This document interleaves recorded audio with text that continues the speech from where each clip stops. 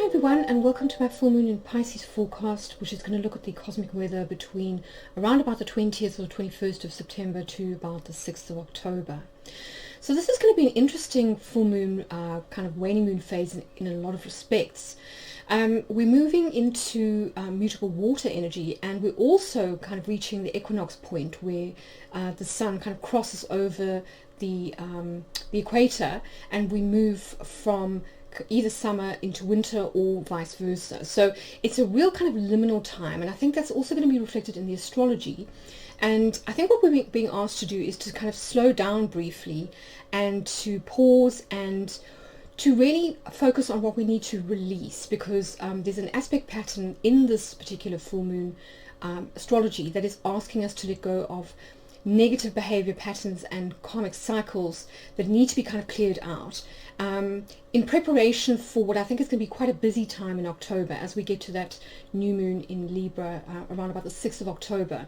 We enter kind of cardinal energy, and a lot of the outer planets are going to start going direct, and I think the pace is going to start to pick up in the outside world. So I think it's important, if we are able to take some time during this 2-week waning moon phase to really do a little bit of resting and kind of rebooting, if you like. So rest and rejuvenation in preparation for what is to come. So essentially we're moving from mutable earth energy, which is usually focused on things like health, routines, rituals, to mutable water, which is much more about emotions, intuition and imagination. So there's a strong kind of oceanic, soft and receptive feel to this new moon, and that's going to be emphasized by a conjunction between the moon and Neptune in Pisces. And I think that's going to see an upswing in psychic activity and creativity, because Neptune tends to kind of dissolve barriers, and I think what it's doing is it's dissolving the usual restrictions or limitations that we have to perceive subtle energies. But of course, with this also comes sometimes a feeling of overwhelm, because our boundaries drop as well. So from an emotional point of view, it can be a tricky time to sort of maintain boundaries with people, and it can also make us feel as though we're merging, with the collective, and that kind of sharing of energy can sometimes be a little bit scary, or just be a bit draining, depending on who or what is in your environment. So I think it's very important to take care of yourself during this 2-week phase, to rest a lot. I think you might feel quite drained at times, quite tired, and just realize that there's a lot going on, particularly in the emotional body, that needs processing. You might also want to drink a bit more water. Hydration I think is going to be important. And also taking time to strengthen the immune system, because Neptune does also tend to dissolve barriers like natural immunity. So and Neptune is also going to be sitting close to the part of illness. So I think particularly if in the northern hemisphere, if you're moving into winter and to flu season and that kind of thing, I think it's going to be important just to take some extra measures to boost your immune system and kind of keep you in tip-top shape moving into winter. And then the other thing that we need to sort of take note of is that about a week after this full moon, Mercury is going to turn retrograde. So that's going to be between the 27th of September and the 19th of October. And although that does tend to slow things down in the outside world, I think it's also going to bring in some new opportunities to reconnect with others, particularly when it comes to relationships, because Mercury is in Libra. And there also, I think, going to be opportunities to identify and work with our innate skills, gifts and talents, which we will look at in more detail when we come to the fixed star aspect. So there's a lot here about kind of release on the one hand, with the kite aspect that will be keying into the nodes, which we will look at in more detail when we look at the chart. So releasing on one hand, letting go of what's not serving us, of unrealistic expectations and so on, but then also welcoming in opportunities to reconnect with others and to identify and work with our special and innate skills, gifts and talents. So it's a kind of a twofold energy here of almost accepting our blessings and seeing our blessings on the one hand, and then on the other hand of letting go of what is preventing us from enjoying and embracing those blessings on the other. But I certainly think that as we move into Libra season, which happens at the equinox, so on the 22nd of September, when the Sun ingresses into Libra. You may also feel that with that Moon Neptune energy that you start to connect quite strongly on a telepathic level with soulmates and loved ones. So that's I think another potential bonus of this full moon phase that you might actually enjoy. But anyway, as I was saying, with that kite aspect pattern that's happening in the full moon chart, which keys in very strongly to the nodal axis and to Saturn, it's a really good time to, if you can, to sort of go on a retreat or just spend some time on your own, working on releasing negative behavior patterns and karmic cycles, particularly those that are connected to the emotional body, so that you're kind of feeling a little bit lighter, less bogged down, and maybe a bit less drained as you move into October, November, and December, when we move into eclipse season. So a great time to nip negative negative patterns in the bud. And if we consider that Venus and Mercury are going to be doing quite a sort of close dance with each other, Venus, Mercury, and Mars, over the next couple of months, I think it's a good idea to really let go of addictions to drama, to conflict, any kind of compulsive behavior, particularly around emotions or reactive behavior, because of course the moon is associated with the unconscious and with the subconscious, and with things like attachment patterns, that kind of thing, negative beliefs that we've absorbed subconsciously and sort of tend to repeat. And also, being aware of the fact that, the downside of kind of Pisces or Neptune contacts, which obviously we have with the moon, as well as Mercury retrograde, is a tendency for, miscommunication, flights of fancy, addiction, escapism, denial, avoidant behavior, that kind of thing. So if anything comes up for you over the next 2 weeks around those issues, be really aware of them, kind of almost have a kind of an open, receptive, be in listening mode, if you like. Being in kind of observing mode, where you are trying to sort of detach a little bit from things, not to see things so personally, identify behavior patterns that maybe are kind of not serving you, and then really employ some kind of technique, healing technique or release technique in order to let them go. And I think it's really going to be to our benefit now if we do this now. So this particular full moon occurs on the 29th, or in the 29th degree of Pisces, rather. And the Sabian symbol for this is light breaking into many colors as it passes through a prism. So I really love this symbol, actually. It evokes the idea of kind of crystals and how they break up white light into, the full spectrum of the rainbow. And here I think we get this lovely idea of kind of the whole that is sort of that brings everything together, but that is made up of a whole lot of parts, and that each of these parts is quite special. Each of those colors vibrates at a different frequency, and I think this is true too of our different levels of perception and different kinds of experiences. So I think we're really being kind of asked with that Moon Neptune conjunction to open ourselves up to a wider frequency, a wider spectrum of experience, of perception, and of sort of perception. And I think we might find that this is, if we do that, we not only enrich our own experience, but I think we stand to kind of learn a lot, or to see things from a different perspective.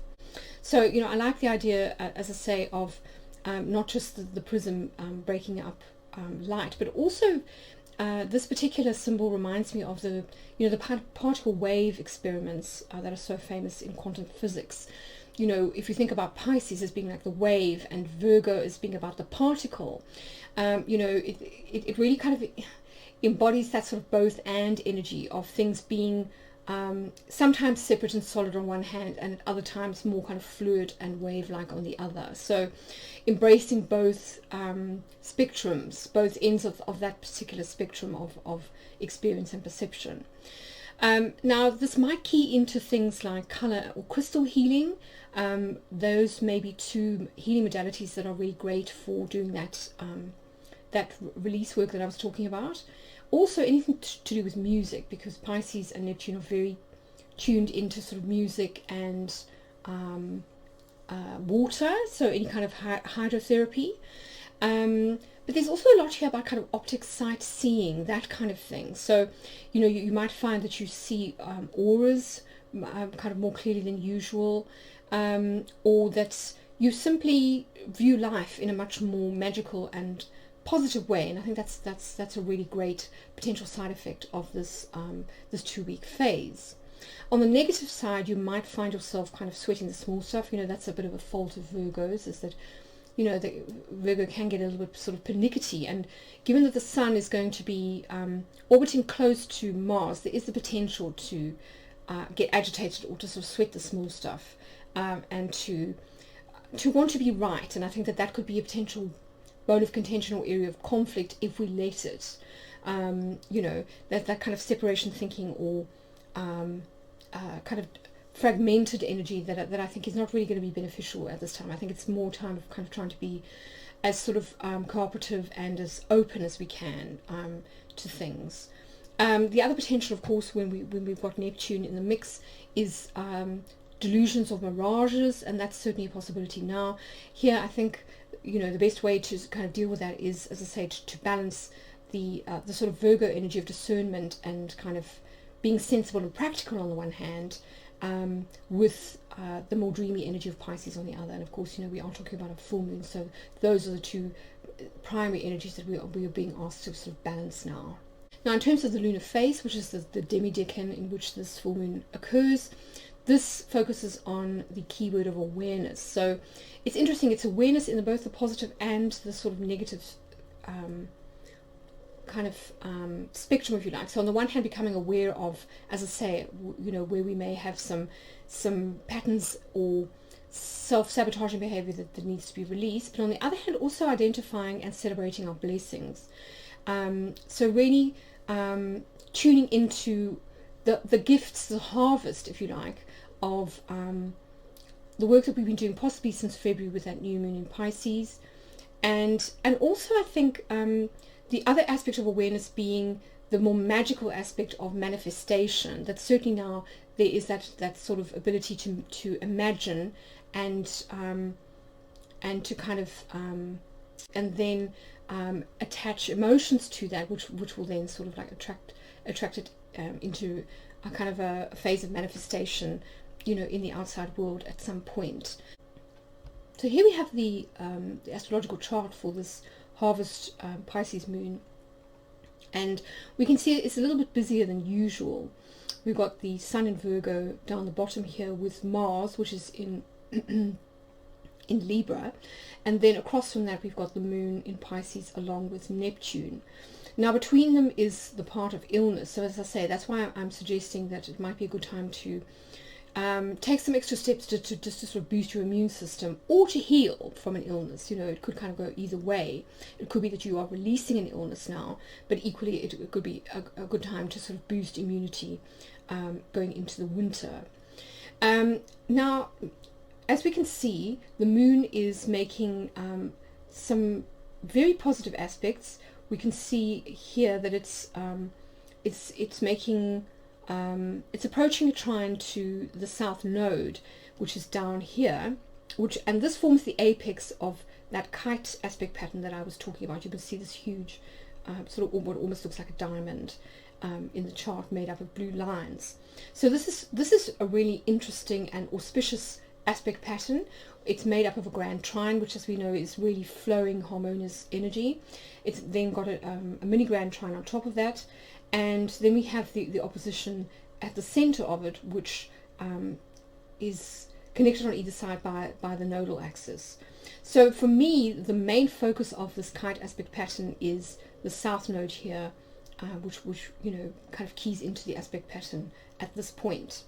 And the south node for me in terms of astrology has always got to do with karmic release, or with the end of certain karmic cycles. So I think, given that this also keys into Saturn in Aquarius, which you can see over here retrograde, and the Sun down at the bottom, along with a kind of it's making it a sort of an out of sign conjunction to Mars, and then the Moon and Neptune on the other side. I think it's a really great time to be releasing any kind of inherited patterns, maybe ancestral patterns too, that might be in some way leading us not to relate very well to others, because we do have this emphasis on the sign of Libra as we move into Libra season, and also of course the moon is very much about that, kind of the heart center and family and relating to others. So I think there's a lot here about that. And of course the South Node itself is in the sign of Sagittarius, so it may have something to do with negative beliefs or kind of limiting beliefs that we have, maybe that we've absorbed subconsciously through early childhood conditioning or our family members, that kind of thing, which in some way is holding us back. And as I say, a really with such an auspicious aspect pattern, I think it's a really great opportunity to cut that out so that we can move into much more healthier ways of relating and being in the world. Yes, so the sun also on the cusp of moving into Libra season.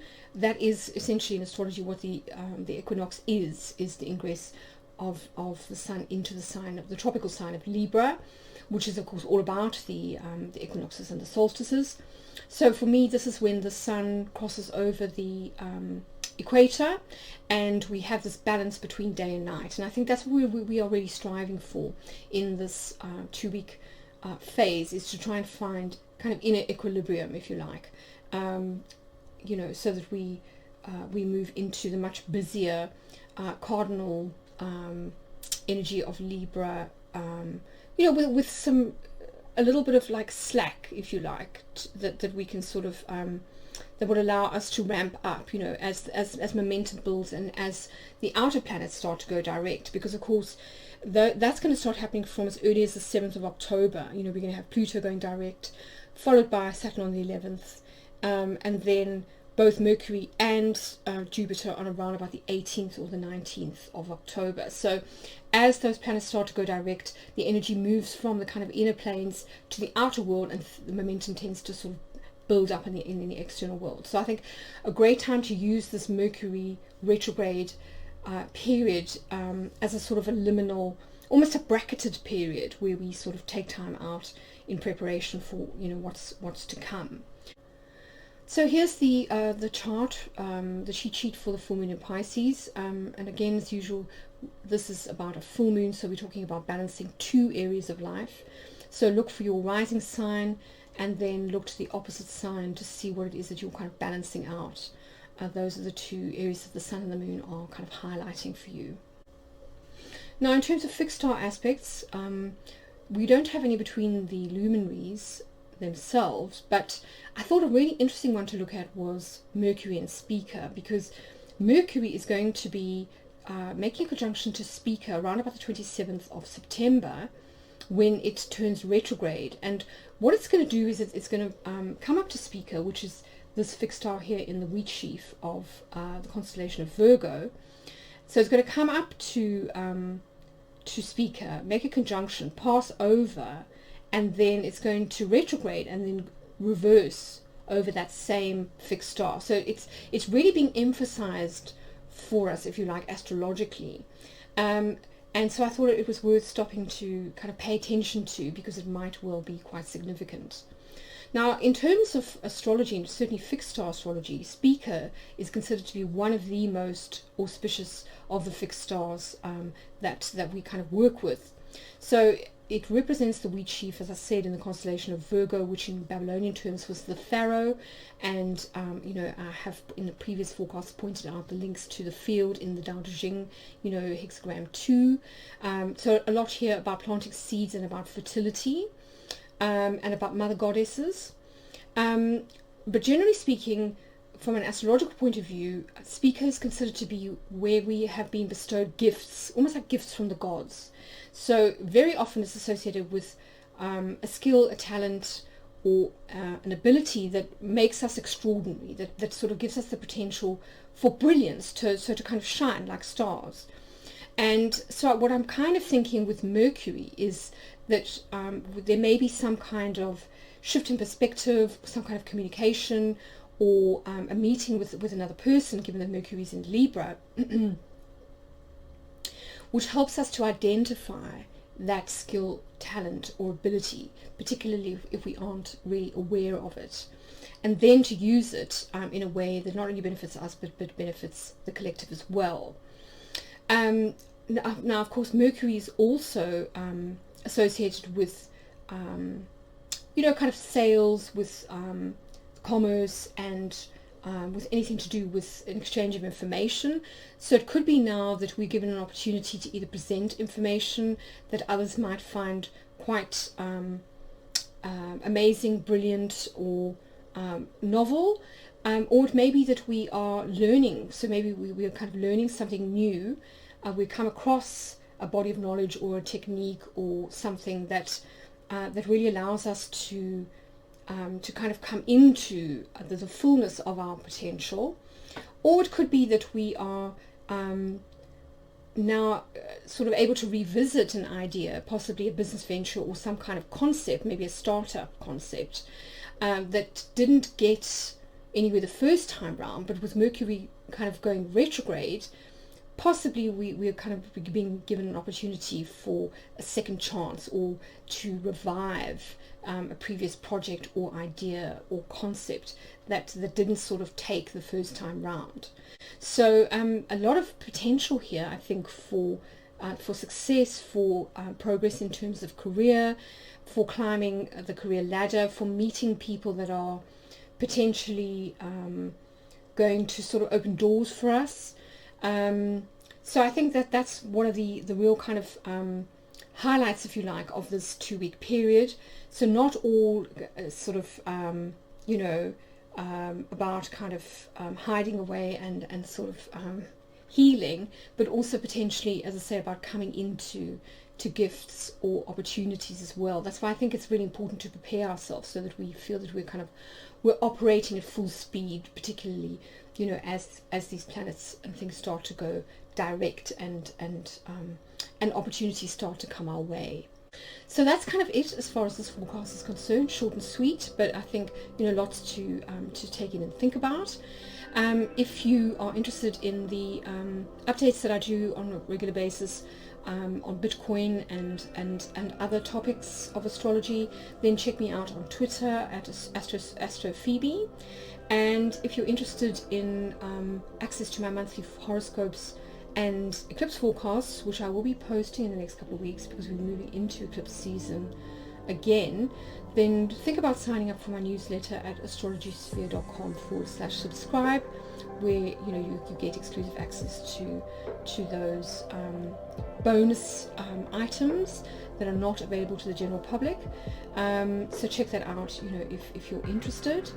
But anyway, I hope you've got some value out of this forecast and that you have a wonderful 2 weeks. And I'll catch you again at the beginning of October.